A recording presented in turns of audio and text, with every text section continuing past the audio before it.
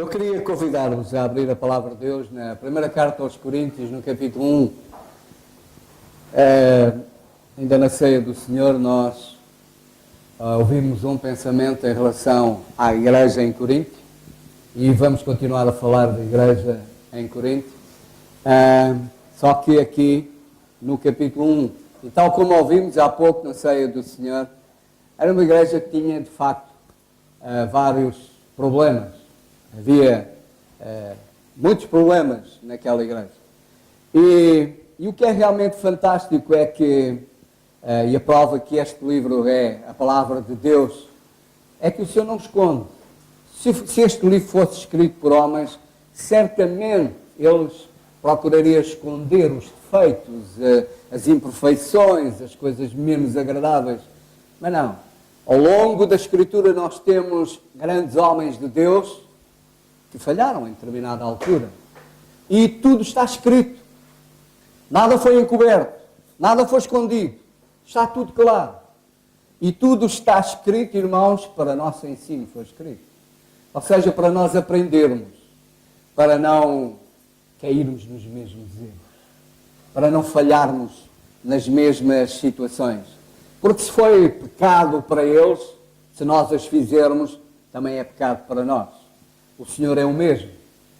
A moral do Senhor é a mesma. Os valores do Senhor são os mesmos. E, portanto, se eles falharam, se nós cometermos os mesmos erros, então podemos ter a certeza que teremos também a desaprovação, a condenação por parte do Senhor em relação a esses comportamentos. Mas este capítulo, e particularmente a partir do versículo 10, digamos que esta parte deste capítulo, nós podíamos dar-lhe um título que é o capítulo da loucura. Porque ele fala de loucura. A loucura de Deus e a loucura do homem. Está aqui.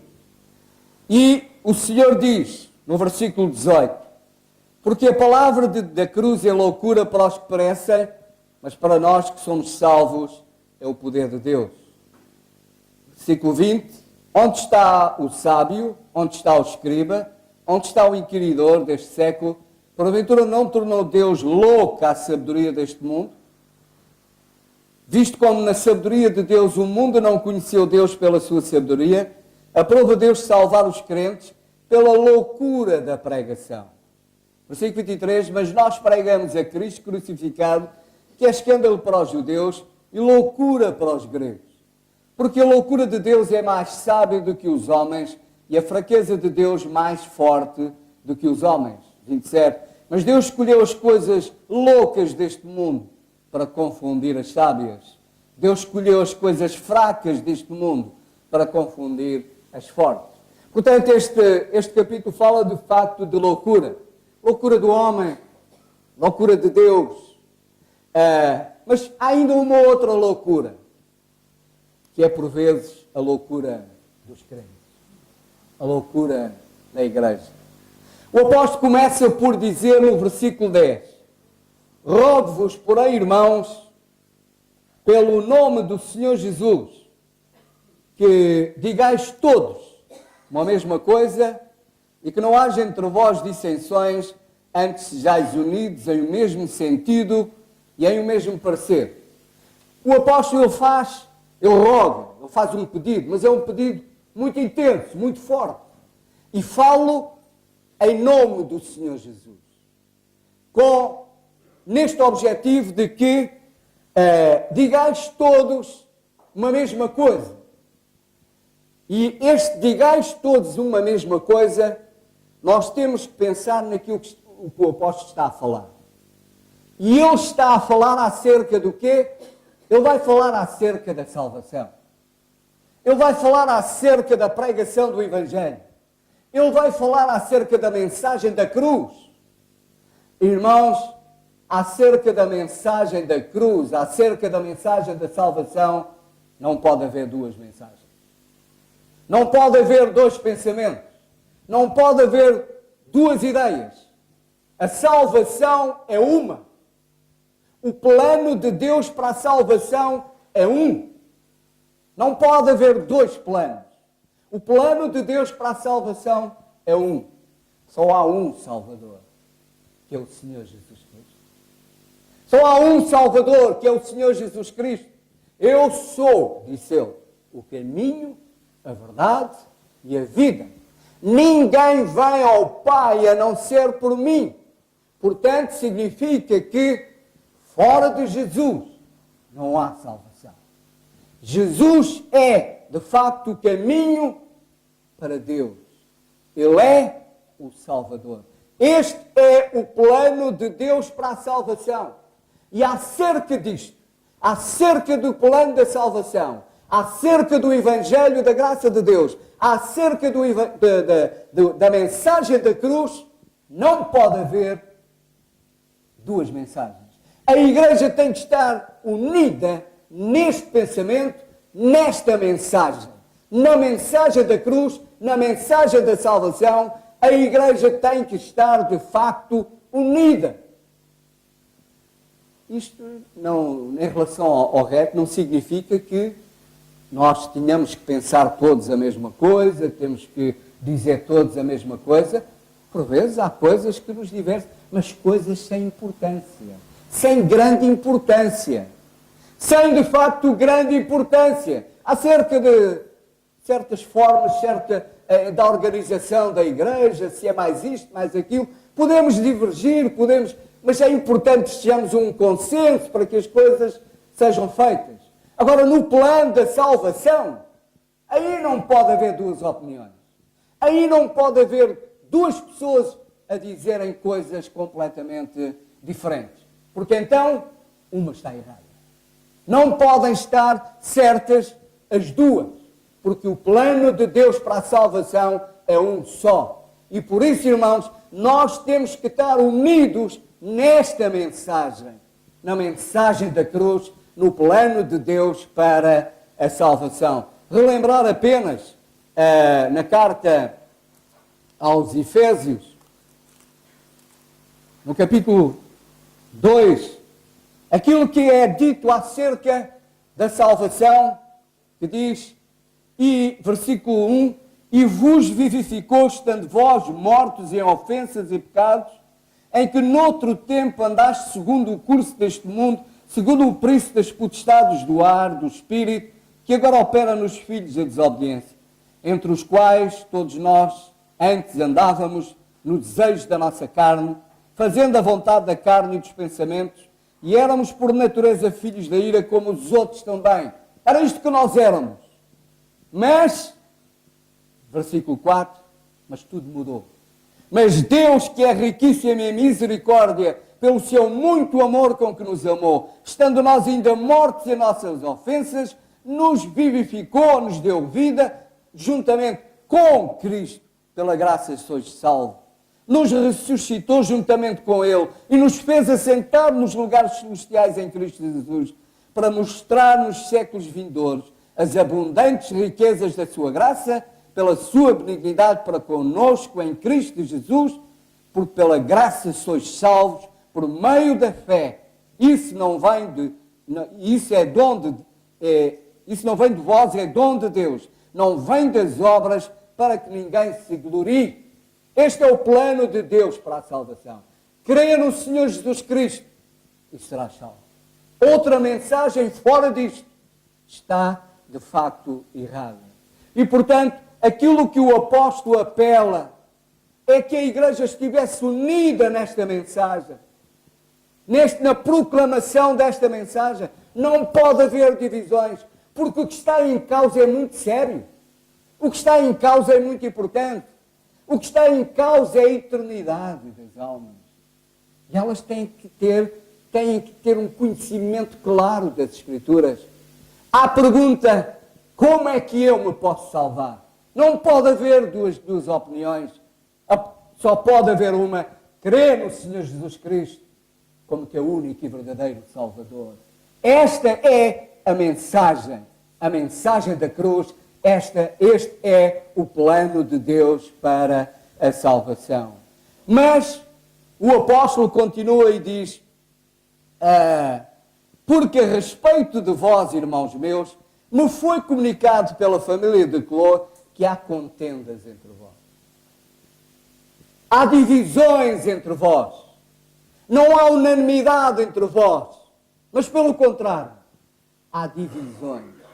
E é curioso aqui que o apóstolo diz: porque a respeito de vós, irmãos meus, me foi comunicado. Ele podia dizer apenas: foi-me comunicado que há dissensões, que há divisões entre vós.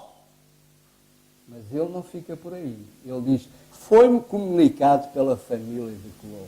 Ele informou. Ele disse quem é que o informou da situação, do que é que se passava lá na igreja. Ou seja, ele responsabilizou quem o informou por aquilo que pela informação que lhe trouxeram, que veio até ele. Ele responsabilizou a família de Clô. Foram eles que o informaram. O que eles disseram não era mentira, era verdade. Mas isto, irmãos, é algo também muito sério. Nós temos que ser homens e mulheres, temos que ser crentes responsáveis. Temos que ser crentes responsáveis. Nós não podemos abrir a boca e dizer os maiores disparates, só por dizer. Temos que ser realmente pessoas responsáveis. E por vezes, irmãos, por vezes são ditas coisas que prejudicam gravemente a igreja. E ninguém assume responsabilidades. Escondem-se atrás de qualquer coisa. Não. As pessoas, quando nós dizemos as coisas, temos que ser responsáveis. Se há coisas para ser denunciadas, nós temos que ser responsáveis e denunciá-las. E dizer claramente o que é que se passa. Mas assumir as consequências. Assumir a responsabilidade. E estes crentes, a família de Clô, eles viam o que é que se estava a passar na igreja. A igreja, de facto, estava uma bagunça. E é evidente que eles não podiam pactuar com aquela situação. Eles assumiram a sua responsabilidade. Denunciaram o que se estava a passar na igreja, que era grave. Mas eles assumiram a sua responsabilidade. Deram a cara. Assumiram, de facto, a sua responsabilidade. E assim é que não de nós devemos ser. Não devemos dizer as coisas por dizer e, por vezes, irmãos, como eu disse, causamos problemas na igreja por coisas irresponsáveis que dizemos e causamos problemas a famílias e a pessoas por coisas que dizemos e não assumimos a responsabilidade daquilo que dizemos. E isto é grave. Temos que ser pessoas responsáveis e assumir aquilo que nós dizemos e assumir as consequências das coisas que nós dizemos. E esta família informou Paulo do que é que se estava a passar na igreja, que havia divisões. E as divisões era que, diz o versículo 12, quero dizer com isto que cada um de vós diz: eu sou de Paulo, eu sou de Apolo, eu sou de Cefas, eu sou de Cristo. A igreja estava dividida. Uns diziam que eram Paulo, e Paulo é que é bom, é para ele que eu olho, é para a mensagem dele que eu valorizo. E havia outros, não, Pedro é que é de facto o melhor. A mensagem dele é que é a verdadeira, é que é importante. E outros, não. Apolo é que é um grande conhecedor das Escrituras. Ele é que está certo. É para ele, é ele que eu ouço. E o apóstolo insurge contra isto. Isto não é aquilo que Deus quer que exista na sua igreja. Não é divisões. Como ele próprio diz, está Cristo dividido? Ou seja, e ele continua, foi Paulo crucificado por vós? Ou seja, quem é que pagou o preço pela nossa salvação? Foi Paulo? Foi Pedro? Foi o António? Foi o Joaquim? Quem é que pagou o preço? Quem é que foi à cruz? Portanto, quem foi à cruz foi o Senhor Jesus Cristo. Quem derramou o seu sangue na cruz do Calvário foi o Senhor Jesus Cristo. Não foi nenhum outro homem. Portanto, para quem é que nós devemos olhar? Olhando para Jesus, autor e consumador da nossa fé. Os nossos olhos devem estar postos em quem? Em mim ou noutro irmão qualquer? Não. Os meus olhos estão postos no Senhor. É para Ele que eu olho. É com Ele que eu aprendo. É Ele que me fortalece.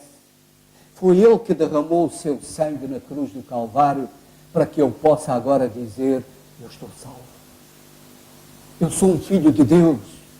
Eu tenho a certeza de que se partir hoje, eu sei que vou estar com o meu Senhor para sempre.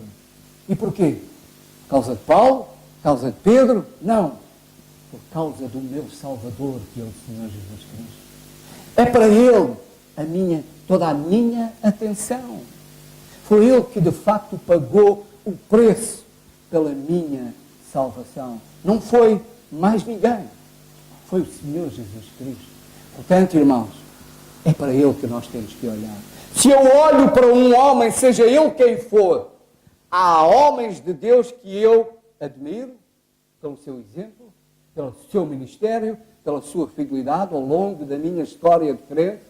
Houve homens que marcaram a minha vida, muitos deles já estão na glória e que eu dou graças a Deus por eles, mas os meus olhos continuam postos no Senhor, não é no homem.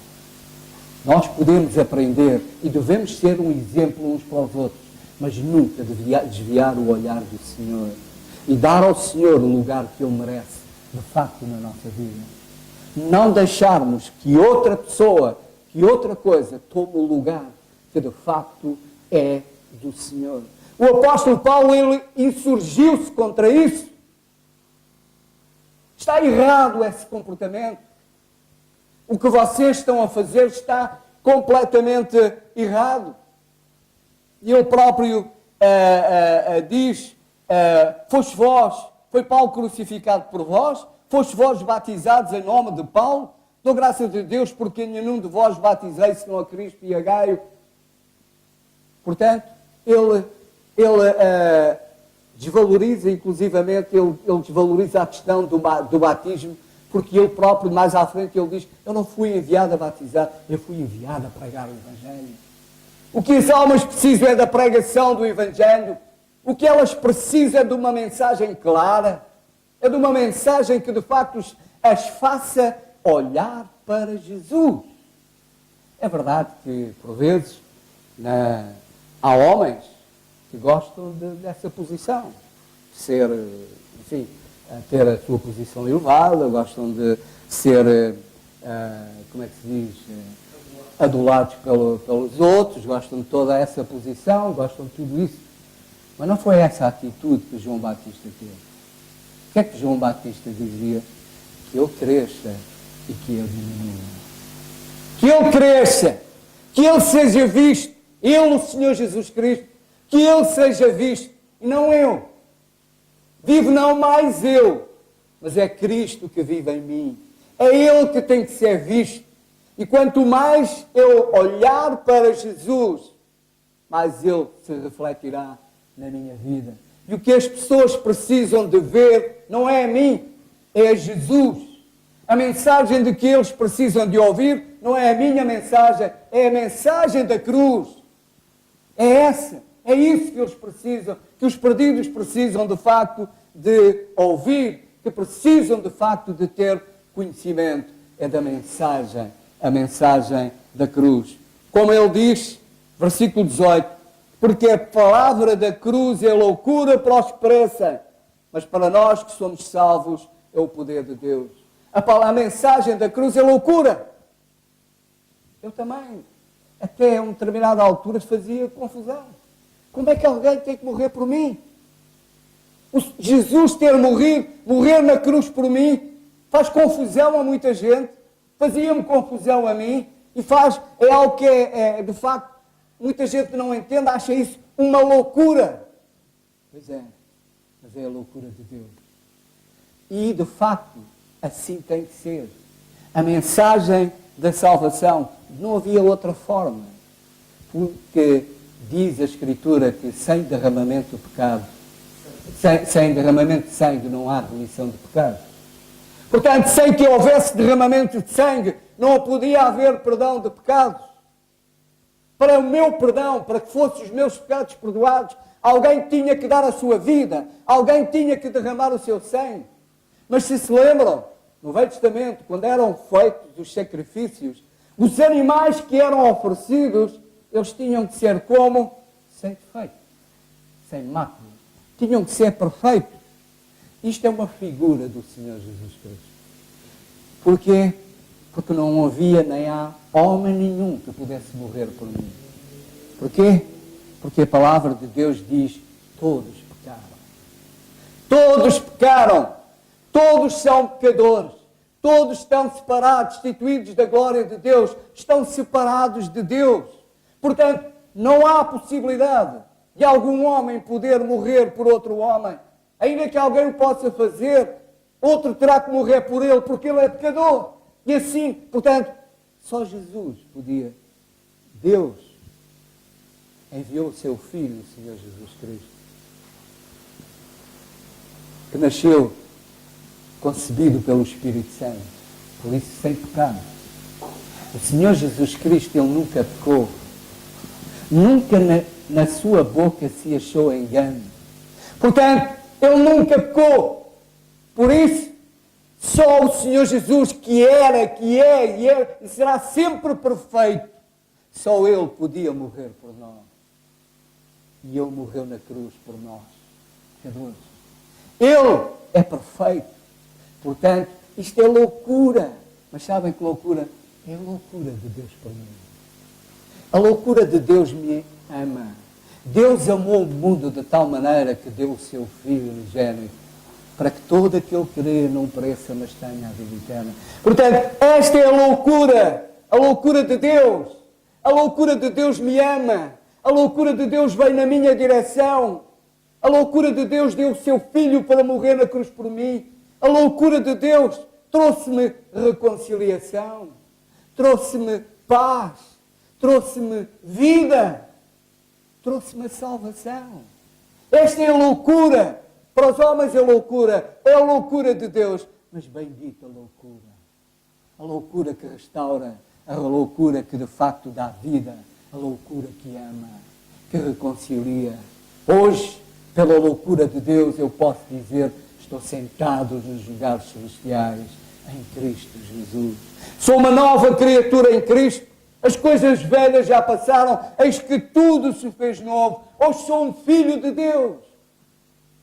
E, portanto, permita ao Senhor que, se alguém aqui está, ou se alguém que ouve a palavra de Deus, se considera loucura, se não consegue entender que, de facto, hoje, ao ouvir a palavra do Senhor, os seus olhos possam ser abertos como os meus foram, onde eu pude olhar para a cruz e pude ver e perceber que o Senhor Jesus Cristo, Ele não morreu a sua morte ali na cruz, mas Ele morreu a minha morte.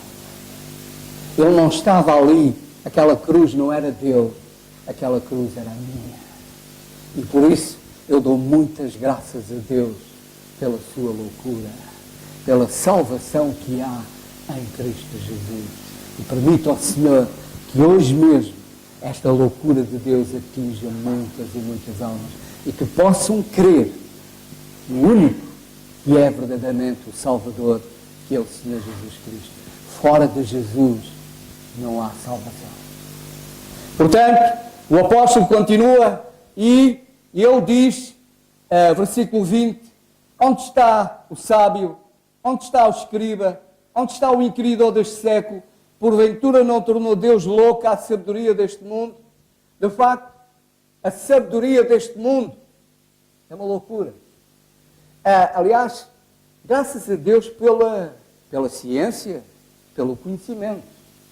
O problema é que estes homens, os cientistas, a grande maioria, eles não dão graças a Deus pelo conhecimento que Deus lhes dá, pela sabedoria que Deus lhes dá. E graças a Deus pelas descobertas que eles fazem, em diversos níveis, da saúde. E há pouco tempo, não sei se alguns viram uma reportagem que deu sobre o Alzheimer. Pessoas que já não conseguiam nem sequer pegar num copo ou e através de uns buracos feitos na cabeça e a introdução de uns eletrodos ligados a um aparelho, imediatamente as pessoas deixavam de tremer e passaram a fazer a sua vida normal. Passaram a ter uma vida perfeitamente normal. Graças a Deus por estas descobertas e por muitas outras. O problema é que estes homens, em vez de darem glória a Deus e em vez de agradecer a Deus a sabedoria que Deus lhes dá, não dizem, eu sou Deus, eu sei, eu é que tenho conhecimento, o homem é que tem conhecimento. Não precisamos de Deus para nada, nós somos capazes de resolver os nossos problemas. E esta atitude é que é uma loucura. Esta atitude, este comportamento, este desprezo por Deus, é que é de facto uma loucura. Porque esta loucura do homem leva-o à morte. Enquanto que a loucura de Deus leva-o à vida, a loucura de Deus dá vida, a loucura do homem leva-o à morte, leva-o à condenação eterna, leva-o ao inferno, porque acham que de facto não precisam de Deus para nada. Eles são Deus, eles conseguem resolver todos os problemas e, portanto, desprezam. Obrigado.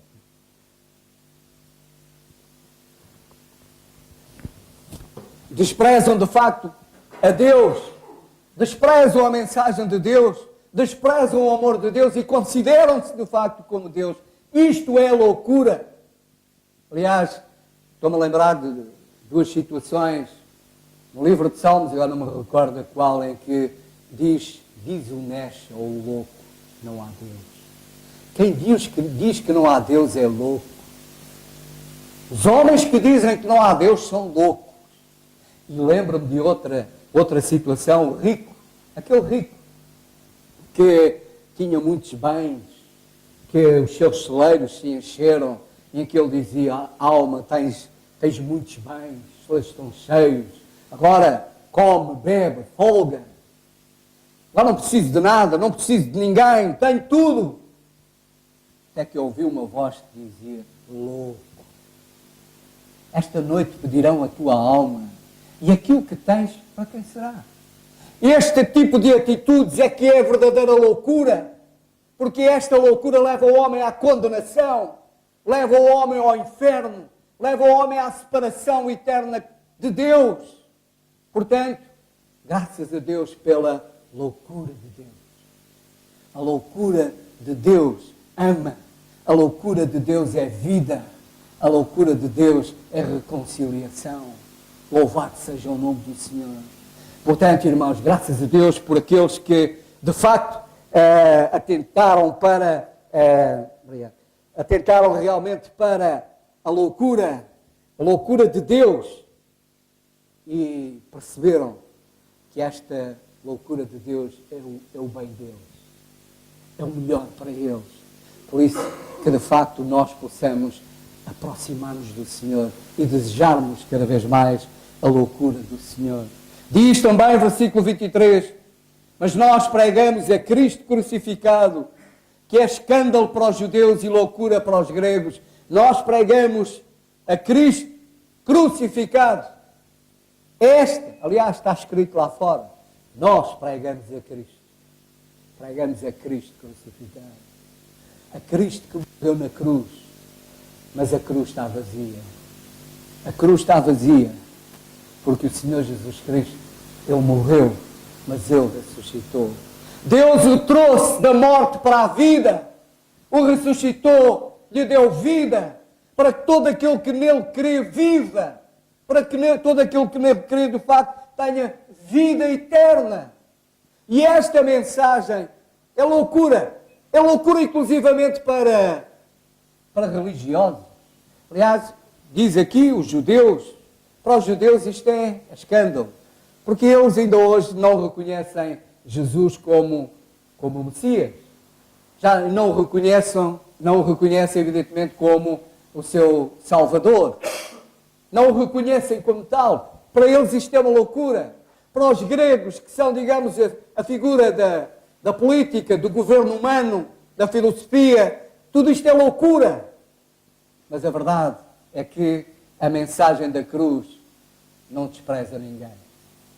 A mensagem da cruz é para aqueles que são religiosos, A mensagem da cruz é para aqueles que não têm religião, porque, de facto, irmãos, às vezes há pessoas que me perguntam, então, mas qual é a tua religião? E digo, não tenho religião. A minha religião é Cristo. Isto é confuso para muita gente também. Não tens nenhuma religião? Não tens? Não. Eu tenho um Salvador. Que é isso que tu precisas. É do Salvador. Não precisas de nenhuma religião. Porque a religião não salva ninguém. A religião só atrapalha. Nós vemos o que acontece na nossa sociedade, vemos no nosso mundo. Os conflitos por causa da religião. Matam-se por causa da religião. Odeiam-se. A religião traz ódio uns para com os outros. Mas daquilo que de facto os homens precisam não é de uma religião, não é de um homem. Está quase a chegar aí não é desse que eles precisam, não é desse que o país precisa. De quem as pessoas precisam é de Jesus Cristo. E a salvação, a loucura de Deus, não divide as pessoas. A loucura de Deus une as pessoas em torno dele, une as pessoas em torno da sua palavra, une as pessoas em torno do Senhor Jesus Cristo. A palavra, a loucura de Deus traz união, traz vida. A loucura dos homens, a religião, a loucura traz divisão, traz separação, traz conflito e, acima de tudo, traz morte, traz condenação, de facto, a condenação eterna. Portanto, irmãos, porque a loucura de Deus é mais sábia do que os homens, a fraqueza de Deus é mais forte do que os homens. Mas Deus escolheu as coisas loucas deste mundo para confundir as sábias. Deus escolheu as coisas fracas deste mundo para confundir as fortes. A sabedoria de Deus é única. Ele é único. A loucura de Deus é única. Como é que é possível? Ele escolheu, ao longo da história, ao longo da palavra de Deus, nós vemos, Deus escolheu pessoas, pastores, pessoas sem cultura, pessoas, enfim, humildes. Foi essas pessoas que Deus escolheu para fazer grandes coisas, para confundir, de facto, as fortes. Quando somos nós a escolher, aliás, viu-se, quando foi para escolher o rei de Israel, Saul, quando foi para escolher o rei de Israel, de facto escolheram o mais forte, o mais poderoso. Quem é que o Senhor escolheu? O mais pequeno, o mais humilde? O pastor. Aqueles que toda a gente desprezava. E é assim na nossa sociedade. A sociedade, para a sociedade, nós, crentes, somos uns fracos. Mas foi os fracos que Deus escolheu. Foi os humildes que Deus escolheu. Foi aqueles que se humilharam na presença do Senhor e disseram, Senhor, eu sou um pecador. Eu preciso de Ti. Obrigado, Senhor, porque Tu me amaste. Me amaste ao ponto de teres dado o Teu Filho para morrer na cruz por mim. Eu sou Teu. Hoje somos do Senhor. Somos fracos. Mas, irmãos, abandonemos nas mãos do Senhor e vamos ver como coisas grandes o Senhor fará em nós e através de nós. É isto. Estas coisas de pessoas humildes, de pessoas fracas, que abandonadas nas mãos de Deus, que fizeram obra tremenda, que fizeram, de facto, coisas tremendas. Isto faz confusão na cabeça dos poderosos, dos grandes. Mas este é o poder de Deus. É a loucura de Deus. Escolhe aqueles que são humildes, não aqueles que julgam que são grandes. Aliás, Paulo, quando ele foi o Saulo o grande, o que é que ele fez? Perseguiu, matou, consentiu na morte, fez as neiras. Quando ele era grande, era respeitado por todos. Quando ele passou a ser Paulo pequeno, humilde, mas nas mãos de Deus, ele fez uma obra tremenda. Por isso, irmãos, que de facto o Senhor nos ajude. Versículo 30, e vou terminar. Mas vós sois dele. Nós somos de Deus, irmãos. Somos dele. Estamos nas suas mãos. Vós sois dele em Jesus Cristo. Somos de Deus, porque somos de Jesus Cristo. Sem Jesus Cristo jamais podíamos dizer que éramos filhos de Deus. Somos propriedade do Senhor, porque fomos comprados. Ele tirou-nos da escravidão do pecado. Ele pagou o preço por nós. E esse preço foi o seu sangue, o sangue do Senhor Jesus Cristo. Hoje podemos dizer que somos de Deus, porque estamos em Cristo Jesus. Quem não tem Cristo, não tem Deus. Quem não tem Cristo, não está salvo, está perdido. Mas vós sois de Deus em Jesus Cristo, o qual para nós foi feito por Deus sabedoria e justiça, santificação e redenção, para que, como está escrito, aquele que se glorie no Senhor. Ao Senhor toda a glória. Porque, irmãos, hoje somos aquilo que somos, devemos ao Senhor. Não é obra nossa, mas o devemos à loucura de Deus, à sabedoria de Deus. E por isso, a Ele, e somente a Ele, toda a honra e toda a glória. E o Senhor merece ser honrado, ser glorificado na minha vida, através da minha vida. E que, de facto, irmãos, nós possamos andar cada vez mais perto do Senhor, olhando para Jesus. E quanto mais perto dele andarmos, mais uma bênção seremos para aqueles que nos rodeiam e mais eles verão Cristo em nós. Que o Senhor nos abençoe. Amém.